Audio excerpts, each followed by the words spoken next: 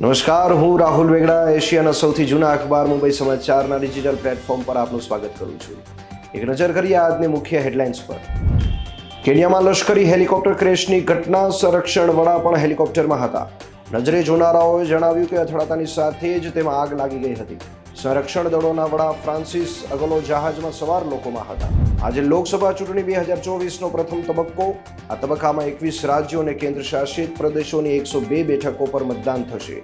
પ્રથમ તબક્કામાં 1600થી વધુ ઉમેદવારો મેદાનમાં છે. પહેલા તબક્કામાં 9 કેન્દ્રીય પ્રધાનો, 2 ભૂતપૂર્વ પ્રધાનો અને 1 ભૂતપૂર્વ રાજ્યપાલનું ભાવિ પણ દાવ પર છે. મતદાન સવારે 7 વાગ્યાથી શરૂ થઈ ગયું છે. લોકસભા ચૂંટણી પહેલા આપને ઝટકો. ઈડી એમએલએ અમાનતુલ્લા ખાનની કરી ધરપકડ. લગભગ 9 કલાકની પૂછપરછ બાદ ઈડીએ તેની ધરપકડ કરી. કેન્દ્રીય ગૃહમંત્રી અમિત શાહ ગાંધીનગર લોકસભા બેઠક પરથી આજે નામાંકન કરશે. ગુરુવારે તેઓએ દિવસભર 14 કિલોમીટર લાંબો રોડ શો કર્યો હતો. ભાજપના પ્રદેશ અધ્યક્ષ CR પાટીલ આજે નવસારી બેઠક પરથી નામાંકન કરશે.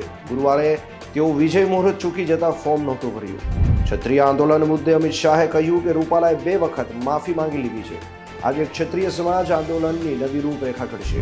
મુંબઈ ઇન્ડિયન્સના પૂર્વ કેપ્ટન રોહિત શર્મા આજે IPLમાં પોતાની 250મી મેચ રમવા જઈ રહ્યો છે. IPLમાં 250થી વધુ મેચ રમનાર ધોની એકમાત્ર ખેલાડી છે. બોલિવૂડ અભિનેત્રી વિદ્યા બાલન આ દિવસોમાં તેની ફિલ્મ દો ઓર દો પ્યારને લઈને ચર્ચામાં છે. આ ફિલ્મ આજે રિલીઝ થવા જઈ રહી છે. સ્ટેન્ડઅપ કોમેડિયન વરુણ ગ્રોવરની film All India Rank OTT પર સ્ટ્રીમ થવાની તૈયારીમાં છે.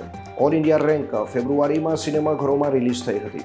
તો આવી જ મહત્વની અપડેટ્સ અને તાજા સમાચાર માટે અમારા ડિજિટલ પ્લેટફોર્મ પર અમને ફોલો કરશો.